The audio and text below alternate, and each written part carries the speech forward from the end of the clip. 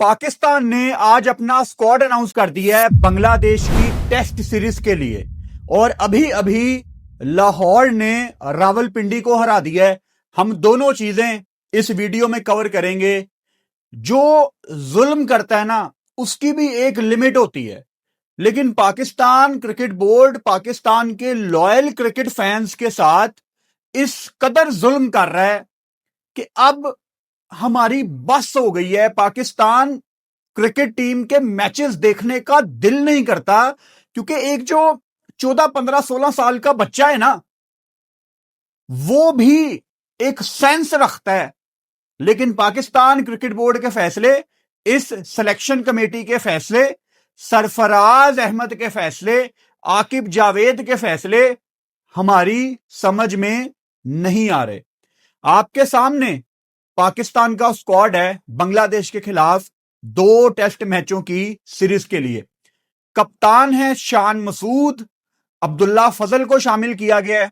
अमाद but कहां से आ गए हैं और कहां गए आमिर जमाल? ऑस्ट्रेलिया जब पाकिस्तान गई थी, Aamir Jamal was the only positive जिसने वहां बरेव होके क्रिकेट खेली, लेकिन अब वो टीम का हिस्सा नहीं है। अजान ओवैस मैंने आपको 2 दिन पहले बता दिया था, डिजर्विंग बच्चा है, पाकिस्तान टीम में आया है। लेकिन इसके साथ मैंने आपको एक और नाम बताया था, रुहेल नजीर। अगर मैंने आपको 2-3 दिन पहले किसी ऐसे बच्चे का नाम बता दिया है जो दूर दूर तक आपने कभी सोचा भी नहीं था, अजान ओवैस, अगर वो टीम में आ गया है, तो सोचो कि रुहेल नजीर का नाम भी मैंने आपको ठीक बताया होगा।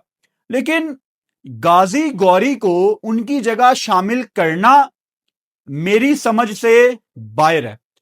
इन्होंने पहले बांग्लादेश गाजी गौरी को गलत भेजा और अब रुहेल नजीर के ऊपर गाजी गौरी को भेजना मेरिट का कत्लेआम है।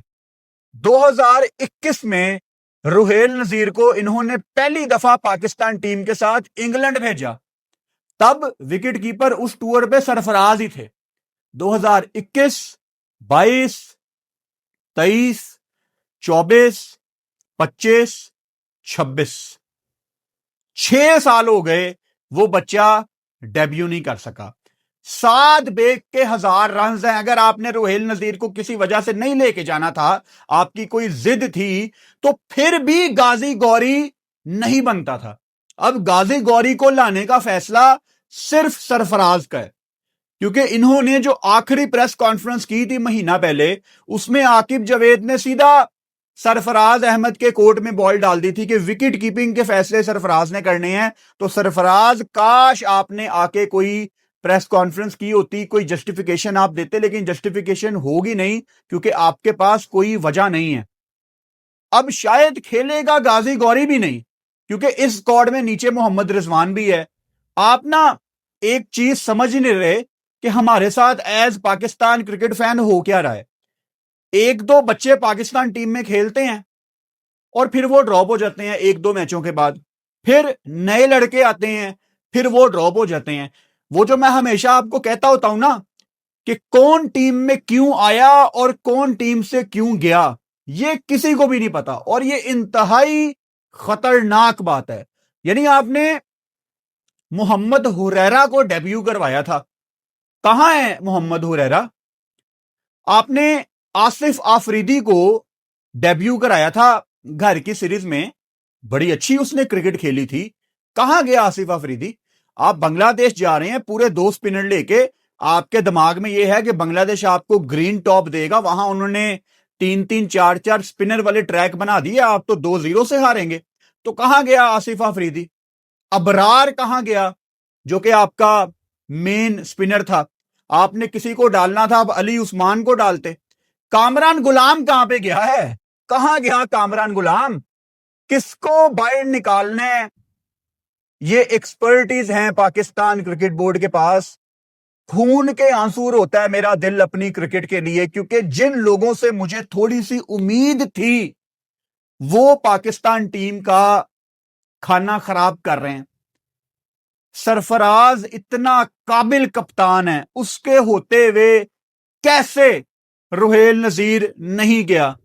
कैसे साद बेग नहीं गया, उसका तो सीजन भी बड़ा तगड़ा गया था। जिसको इन्होंने निकालना है उसका बहाना बना देंगे कि उसका एक सीजन गंदा गया है, और जिसको डालना है उसकी ग्रेड 2 की भी एग्जांपल दे देंगे। मतलब डालने के लिए किसी को टीम में कोई भी ये साइंसदान बन के आपको अपनी वजह बता देंगे, और निकालने के लिए एक फजूल सा बहाना काफी है कि जी उसकी तो फिटनेस खराब है, उसने तो कैच ड्रॉप किए। मतलब कामरान गुलाम जो इतने सालों से पाकिस्तान टीम का दरवाजा खड़खड़ा रहा था कि यार मुझे खिला लो, वो पाकिस्तान टीम में आया, उसने वनडे में 100 किया, उसने टेस्ट में 100 किया यार, और वो क्या करके दिखाए आपको। फिर चले जाएं ये बच्चे अमेरिका, नीदरलैंड, इटली, 4 पैसे कमा लेंगे, अपनी जिंदगी अच्छी गुजार लेंगे। मैं बड़ा खुश हूं हसान खान के लिए, जो चला गया हैदराबाद किंग्स बेंच से खेल रहा है एज ए फॉरेन प्लेयर, तो ठीक है ना, पैसे भी बना रहा है, क्रिकेट भी मिल रही है, लीग्स भी मिल रही हैं, इज्जत भी मिल रही है, और यहां सिर्फ जलालत है। शान मसूद कप्तान है और पाकिस्तान क्रिकेट बोर्ड के बड़े फैसलों में भी अब वो शामिल हैं।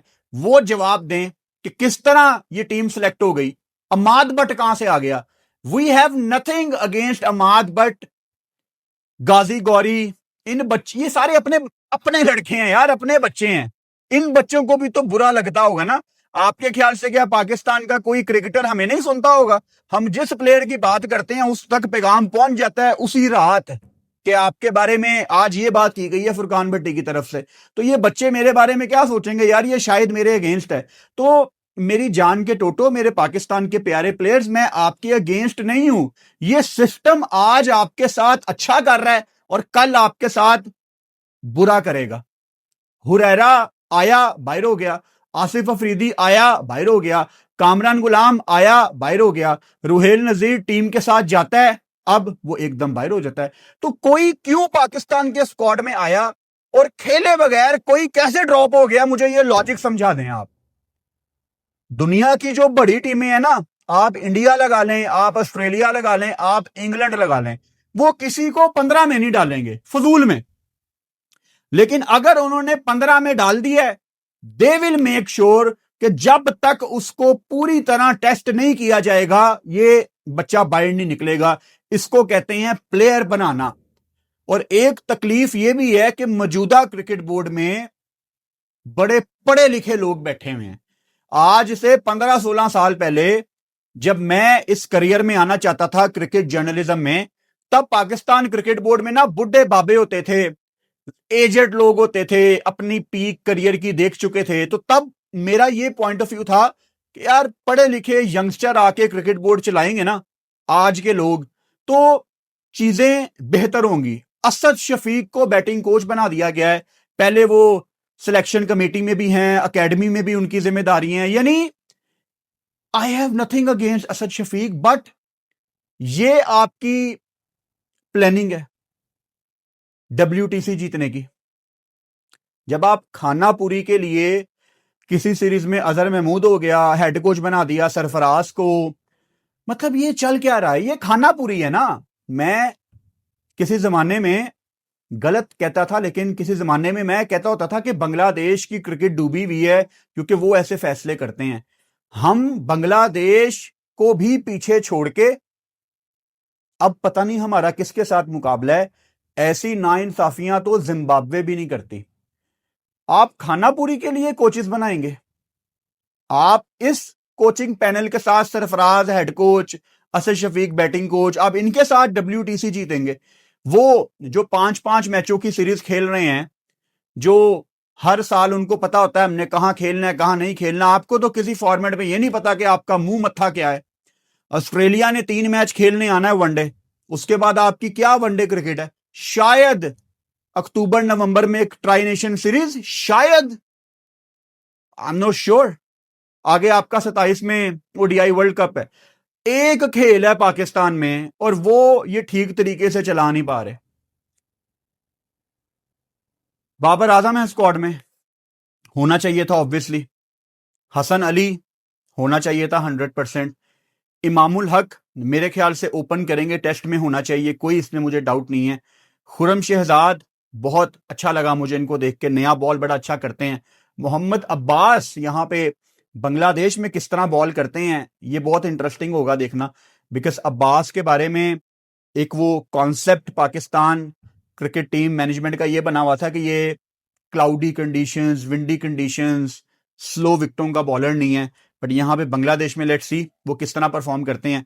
शायद इनके दिमाग में ये है कि बांग्लादेश दोबारा इनको ग्रीन टॉप विकेट देगा। मैं आपको अभी बता रहा हूं, बांग्लादेश आपको ग्रीन टॉप विकेट नहीं देगा। जो उन्होंने आपको वनडे सीरीज में विकेटें दी है ना 2027 के वर्ल्ड कप के लिए, बांग्लादेश ने क्वालिफाई नहीं किया हुआ, तो उन्होंने अपनी तैयारियों के लिए पाकिस्तान को वो बाउंसी ट्रैक दिए थे, वहां पे नहीद राना ने आपको हिलने नहीं दिया था, तो वो एक मकसद था उनका। अब वो आपको ऐसी विकेटें देंगे जहां पे वो 4-4 स्पिनर खिलाएंगे, क्योंकि उनको घर के दोनों टेस्ट मैच जीतने हैं। आप 2 स्पिनर्स के साथ जा रहे हैं, आपने अपनी फास्ट बॉलिंग पे ज्यादा रिलाई किया है। मैं जो कभी पाकिस्तान खेला ही नहीं है, मैं जो कभी क्लब मैच नहीं खेला, अभी बैठ के आपको बता रहा हूं कि बांग्लादेश ने आपको बाउंसी ट्रैक नहीं देने। दोनों टेस्ट मैचों के दौरान अगेन बांग्लादेश है तो हमारा भाई अनप्रोफेशनल थोड़ा सा, उन्होंने आज वेन्यू अनाउंस कर दी है कि पहला टेस्ट मैच ढाका में है 8 मई को, दूसरा 16 मई को सिल्लत में है, लेकिन टाइमिंग अनाउंस नहीं की। तो मुझे नहीं पता कि टेस्ट मैच कितने बजे शुरू होना है। हम ये एग्जाम्पल ले लेते हैं कि सुबह 9 बजे शुरू होना है, तो 8:45 बजे लाइव आ जाया करूंगा। टेस्ट मैच में भी हम लाइव स्ट्रीम करेंगे, सुबह मैच से 15 मिनट पहले मैं लाइव आ जाया करूंगा, पूरा दिन हम टेस्ट मैच यहां पे बैठ के देखेंगे। उसके बाद नीचे मोहम्मद रिजवान है और काश रुहेल नजीर होता, नीचे गाजी गौरी है। अब मोहम्मद रिजवान, शायद मोहम्मद रिजवान से ना थोड़ी सी बात करनी चाहिए इनको, और ये मैंने घर की सीरीज में भी कहा था कि आप किसी बच्चे को एक सीरीज में ट्राई तो कर लो, आप तो किसी यंग बच्चे को ट्राई भी नहीं कर रहे। कल को अल्लाह ना करे रिजवान को कोई इंजरी हो जाती है, क्रिकेट है, कुछ भी हो सकता है, इंजरी हो सकती है, तो आपके पास एक भी तैयार यंगस्टर नहीं है। Ghazi Ghauri, I have nothing against you भाई, बट आप डिजर्व नहीं करते फिलहाल पाकिस्तान टीम में। जो पहले से लाइन में लगा होता है उसका पहले चांस बनता है। नुमान साजिद, इनकी जगह को तो दूर दूर तक खतरा नहीं है, शानदार आपके स्पिनर्स हैं और ये बांग्लादेश में बहुत इंजॉय करेंगे। नीचे सलमान अली आ गए हैं जो कि T20 में बहुत ज्यादा क्वेश्चन मार्क हैं, लेकिन वनडे और टेस्ट के शानदार खिलाड़ी हैं। साउथ शकील 100% आपकी टेस्ट टीम की बहुत एक इंपॉर्टेंट पोजीशन है साउथ शकील। और नीचे आपको ओडीआई के फिलहाल के कप्तान शहीन शाह आफरीदी भी नजर आ रहे हैं। अबरार इसमें नहीं है, उसका मुझे समझ नहीं आ रहा। आसिफ आफरीदी नहीं है, रुहेल नज़ीर होना चाहिए था, कामरान गुलाम, साद बेग, हुरैरा, नाम बहुत ज़्यादा मिस हैं। अब्दुल्ला फजल इन्होंने सेलेक्ट किए हैं। अब्दुल्ला फजल बाय द वे रावलपिंडी ने आज नहीं खिलाया, अभी आता हूं मैच पे मैं। रावलपिंडी ने आज अब्दुल्ला फजल नहीं खिलाया, ओपनर था, मिडिल ऑर्डर में फेंका और फिर टीम से बाहर निकाल दिया। ये करता है मोहम्मद रिजवान। यासिर ओपनर था, खुद ओपन नहीं छोड़ी, 1 डाउन उसको भेजा, उसने नीचे आके आपको 50 करके दिखाया ना कि मैं कर सकता हूं। तो जो ओपन करना चाहिए उसको रिजवान कभी भी ओपन नहीं करने देता कि उसका नंबर ना बस बदले। और ये गलती रिजवान की नहीं है, ये सिर्फ पिंडी की मैनेजमेंट की गलती है। मुझे पाकिस्तान के इस स्क्वाड में स्पिनर्स की कमी नजर आ रही है। ये मेरी कोई बैड विशेस नहीं है, मुझे लगता है कि इस स्क्वाड के साथ पाकिस्तान का बहुत मुश्किल है बांग्लादेश में टेस्ट सीरीज जीतना।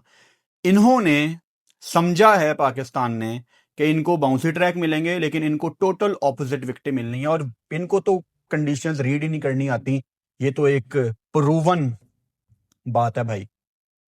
तो देखते हैं आगे जाके टेस्ट सीरीज में डिटेल में हर प्लेयर के ऊपर हम बात किया करेंगे। टेस्ट मैचों में ना हमारा as Pakistan cricket follower connection नहीं बन पा रहा। देखो, आप 4 महीने बाद 2 टेस्ट मैच खेलते हो और फिर टेस्ट क्रिकेट खत्म हो जाती है, तो इंटरेस्ट नहीं बन पाता। अब इसके बाद पाकिस्तान ने वेस्ट इंडीज के खिलाफ 2 टेस्ट मैच खेलने हैं जुलाई में, और फिर वेस्ट इंडीज से ही डायरेक्ट आप इंग्लैंड जाएंगे 3 टेस्ट मैच खेलने। अब इंग्लैंड से आप 3 टेस्ट मैच इसलिए खेल रहे हैं कि इंग्लैंड खेलना चाहती थी 3 टेस्ट मैच, वो 2 बहुत कम खेलते हैं, एक आधा वो तैयारी के लिए खेलते हैं सीजन से पहले, तो वो आपकी मेन सीरीज है, उसमें आपका कोई कमाल नहीं है कि वो आपको 3 टेस्ट मैच दे रहे हैं। तो ये शुक्र है थोड़े back to back test match आ रहे हैं। अगर हमारा एज ए फैन इंटरेस्ट नहीं ना बन पा रहा, तो फिर प्लेयर्स को भी हम कोई बहुत ज्यादा क्रिटिसाइज नहीं कर सकते, बिकॉज वो भी बहुत अरसे से रेड बॉल खेल ही नहीं रहे। क्रिकेट बोर्ड ने एफटीपी में इतनी रेड बॉल रखी नहीं है। तो दुनिया के जो नॉर्मल प्लेयर होते हैं उनको 2-2 3-3 इनिंग्स लग जाती हैं रिदम में आने के लिए, रेड बॉल पे आई सेट करने के लिए। और जब हमारी यहां पे 2-3 इनिंग्स होती हैं, हमारी सीरीज ही खत्म हो चुकी होती है। तो जब T20 वर्ल्ड कप होता है तो आप और मैं यहां पे रो रहे होते हैं कि पाकिस्तान के T20 मैच कम है। अब WTC है तो पाकिस्तान के टेस्ट मैचों में गैप इतना ज्यादा है, आगे ODI वर्ल्ड कप है, हमारा कोई मुंह मत्था नहीं है। तो अगर सीरीज में पाकिस्तान कोई तैयारी के बगैर जा रहा है तो वहां जाके आप कैसे जीतेंगे? कुछ प्लेयर मेरा ख्याल है 2 तारीख की रात को जा रहे हैं और फाइनल PSL का 3 को है और बाकी 4 को जाएंगे। और वहां पे फिलहाल आज की अपडेट के मुताबिक कोई भी प्रैक्टिस मैच नहीं है, यानी ये पूरी टीम 5 मई को वहां पे इकट्ठी हो जाएगी और 8 मई को टेस्ट मैच है, सीधा PSL के बाद रेड बॉल। और फिर जब अल्लाह ना करे आप सीरीज हारेंगे तो वहां पे शान बात कर रहे होंगे कि हमें टूर मैच अरेंज करने चाहिए, हमें तैयारी बेहतर चाहिए, वही पुराने चूरन। बहुत ही बेकार स्क्वाड है और I think Bangladesh red hot favourite है इस सीरीज के लिए, मैं आपको अभी से ही बता रहा हूं। PSL के मैच पे आ जाते हैं। लाहौर कलंदर ने बड़ा मैच जीता है और 210 जब आपने कर दिया हो, वो भी रावलपिंडी जैसी टीम के अगेंस्ट, जो कि आज 7वां मैच भी हार गई है, तो फिर क्या ही आप कर सकते हैं इनका। शहीन ने आज भी टॉस जीतकर पहले बैटिंग का फैसला किया। फखर जमान और फारूक आज ओपन करने आए थे। एक चेंज किया था लाहौर कलंदर ने, नईम को रेस्ट कराई और आसिफ अली को शामिल किया, जिन्होंने नीचे 2 बॉलों पे 2 छक्के भी लगाए आखिरी ओवर में, 6 बॉलों पे 14। ओपन इन्होंने करवाई फखर जमान के साथ फारूक को। फारूक ने पिछले मैच में थोड़ी सी ना कोई झलक दिखाई थी कि ही कैन बैट, बड़ी खूबसूरत कुछ प्लेसमेंट वो करते हैं। लेकिन आज जो फारूक ने बैटिंग की है, लोगों को मजा आ रहा था। लोगों को किस तरह मजा आ रहा था, मैं इसको किस तरह जज कर रहा हूं। अब PSL ना पाकिस्तान में ज्यादा लोग देख नहीं रहे, बहुत कम लोग देख रहे हैं। मतलब T20 वर्ल्ड कप में मेरी जो हाईएस्ट वॉचिंग थी लाइव स्ट्रीम की, वो एक मैच में गई थी 64,000 एक टाइम पे यूट्यूब पे, और 45,000 50,000 बंदा मुझे लाइव देखता था एक टाइम पे। तो मैच का ना इंटेंट अंदाजा हो जाता है। जो नॉर्मल मैच थे सादे वाले, उनकी हमारी वॉचिंग होती थी 12-13,000। और अगर पाकिस्तान का नॉर्मल मैच जा रहा है, यानी पावर प्ले खत्म हो गया है, अब रिकवरी मोड है, तो तकरीबन 24-25,000 बंदा एक टाइम पे बैठ के लाइव देख रहा होता था। PSL में तकरीबन कोई 2,000-2,500 बंदा मुझे लाइव देख रहा है। लेकिन जब फारूक हिट्टे लगा रहा था तो एकदम वो नंबर 4,000 पे चला गया, यानी लोगों को मजा आ रहा था। और लोगों को जब मजा आता है वो क्लियरली मेरे सामने मुझे स्क्रीन पे दिखता है। कमेंट डिफरेंट आना शुरू हो जाते हैं, लोग उसके बारे में बात करना शुरू हो जाते हैं। जो 5 छक्के फारूक ने लगाए हैं, जिस तरह उसने आमिर को आते साथ ही, आमिर 5वें ओवर में आया था पहला ओवर करने, नए बॉल के साथ उनको इस्तेमाल नहीं कर रहे हैं और बड़ी अजीब सी बॉलिंग उन्होंने की है, बट करूंगा भी बात उस पर। जिस तरह उसने आमिर को भी चार्ज किया, जो 5 छक्के लगाए, मतलब बड़ा मजा आ रहा था देख के यार। वो जिस तरह लेग साइड पे शॉटें लगाता है, वो एक काइंड ऑफ हेलीकॉप्टर शॉट, वो नॉर्मल नहीं है। तो बड़ा मजा आया है मुझे फारूक की बैटिंग देख के। और उसने ऊपर से, हालांकि फखर जमान ने 84 रन किए हैं और फारूक ने 63 रन किए हैं, लेकिन जो ज्यादा मजे की बैटिंग है वो फारूक ने की है। अगर आपने बॉल बाय बॉल मैच देखा उस टाइम, तो ज्यादा कंफर्टेबल होके फारूक बैटिंग कर रहा था।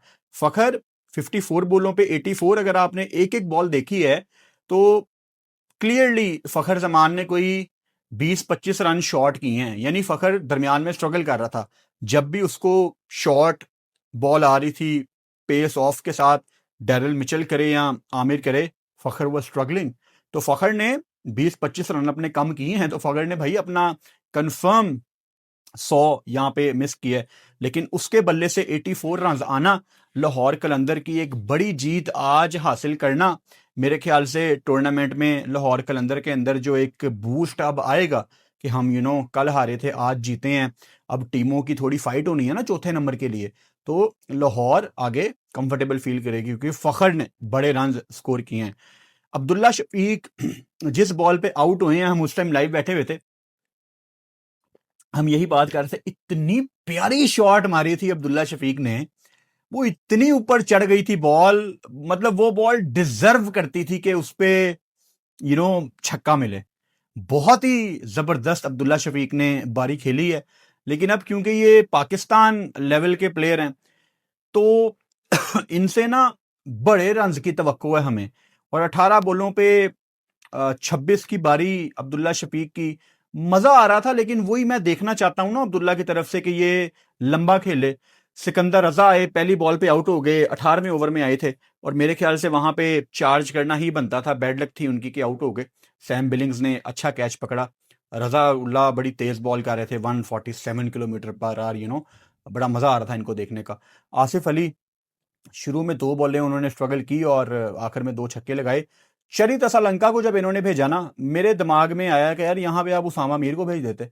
उसामा मीर ऑब्वियसली पिछले मैच में उन्होंने क्या 7 पे 22 कुछ इस तरह किया था, 3 छक्के लगाए थे, तो मजा आया था यार उसामा मीर की बैटिंग देखने का। असी की करना है शरीत असलंका ने उतने बैटिंग करा के, उन्हें तो श्रीलंका वापस चले जाना है। मतलब एनी डे आप उसामा मीर को शायद ऊपर भेज सकते थे, कंसीडरिंग कि उसने कल रात को क्या किया। आसिफ अफरीदी 3 ओवर में 29, मैकोंची न्यूजीलैंड के 3 ओवर में 37, आमिर 4 ओवर 25 रन 2 विकेटें। अब मोहम्मद आमिर का ना रोल बिल्कुल बदल गया है। मोहम्मद आमिर हमारे दिमाग में क्या है, विद द न्यू बॉल आते साथ ही अर्ली ऑन वो बोल्ड, ये एलबीडब्ल्यू, ये इमेज है। आमिर अगर आ रहा है ना मिडल ओवर्स में, आमिर आ रहा है 5वें ओवर में, तीसरे ओवर में, तो मेरा ख्याल है आमिर का वो खौफ अब टीमों में नहीं है। अगर फारूक आते साथ ही चार्ज कर रहा है, दूसरी टीमें भी आमिर को आमिर नहीं समझ रही, तो फिर ये एक नॉर्मल सा स्पेल है। मतलब शायद लोग कहें यार क्या हो गया आपको, 4 ओवर 25 रन 2 विकेटें, लेकिन मेरे लिए मोहम्मद आमिर का स्किल सेट बहुत मुख्तलिफ है। मतलब मेरे लिए आमिर है कि पहला ओवर करने आ रहा है, पहली बॉल पे वो एलबीडब्ल्यू, वो किल्ली, वो पता लगे कि ये डिफरेंट है सबसे। तो अभी भी हमने इस पीएसएल में मोहम्मद आमिर का बेस्ट वर्जन नहीं देखा। अगर कोई इसको डिफेंड करना चाहता है, आपकी मर्जी है। रजाउल्ला 4 ओवर 45 रन 2 विकेटें, और जितनी तेज इन्होंने बॉलिंग की है, मेरा ख्याल है इतना तेज बॉलर अगर 40-45 रन दे रहा है ना अपने करियर के स्टार्ट में, तो आप उसको ऑब्वियसली फर्स्ट क्लास में डालें, और फर्स्ट क्लास ही की है।